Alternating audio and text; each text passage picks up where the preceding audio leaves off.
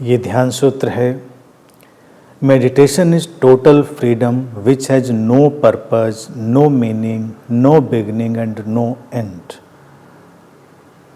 ध्यान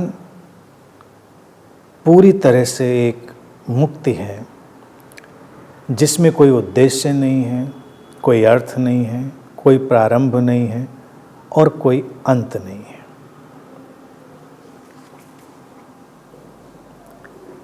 अगर वो टोटल फ्रीडम है मेडिटेशन, जैसा कि सूत्र बात करता है, तो उसमें उद्देश्य तो नहीं होगा, अर्थ भी नहीं होगा जैसा कि सूत्र कहता है, और प्रारंभ भी नहीं और अंत भी नहीं।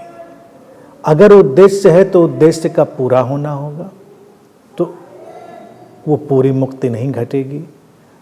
और अर्थ अगर हम कोई डालेंगे मेडिटेशन में तो वो उसे सीमित कर देगा।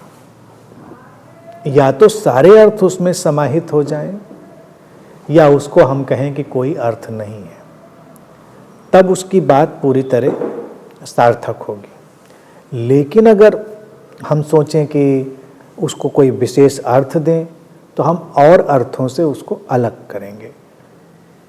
तो इसीलिए सूत्र कहता है कि उसका कोई अर्थ नहीं है। अर्थ तो हम उसके तमाम बता सकते हैं, बता ही रहे हैं, सूत्रों ने उसको तमाम ढंग से सामने रखा है, वो उसको अर्थ की तरह से कहा जा सकता है। लेकिन वो अर्थ ऐसे ही हैं कि सारे अर्थ उसमें मिलते हैं। और उद्देश्य ध्यान का क्या बनाएंगे? ध्यान तो पूरा जीवन है, और पूरा जीवन ही जब ध्यान होता है तभी उसकी प्रासंगिकता हमारे सामने आती है। अगर ध्यान का कोई उद्देश्य तय हो जाएगा तो वो एक खास दिशा में जाएगा और बाकी दिशाओं से वो वंचित हो जाएगा। तो वो ध्यान के लिए एक सीमित करने वाली बात होगी। इसी को सूत्र कहता है कि न प्रारंभ है न अंत है उसका। अब जो चीज़ प्रारंभ होगी उसका अंत भी होगा।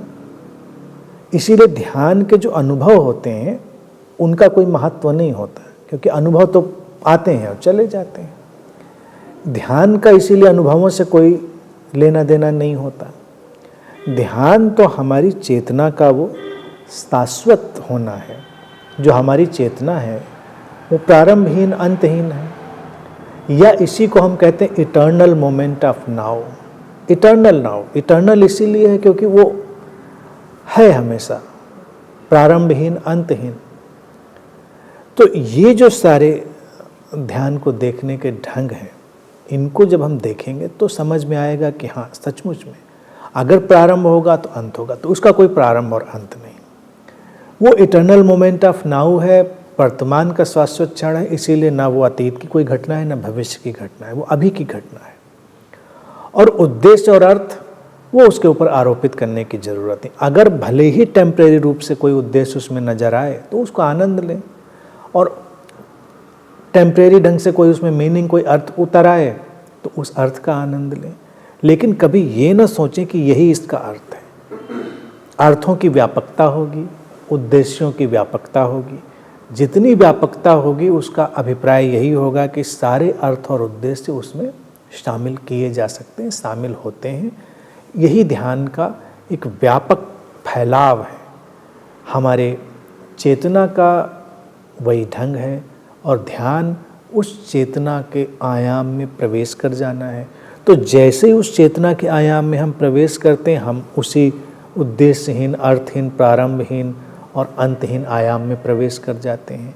तो इसीलिए सूत्र कहता है कि ध्यान का यही अर्थ है और यही टोटल फ्रीडम है, यही परिपूर्ण मुक्ति है।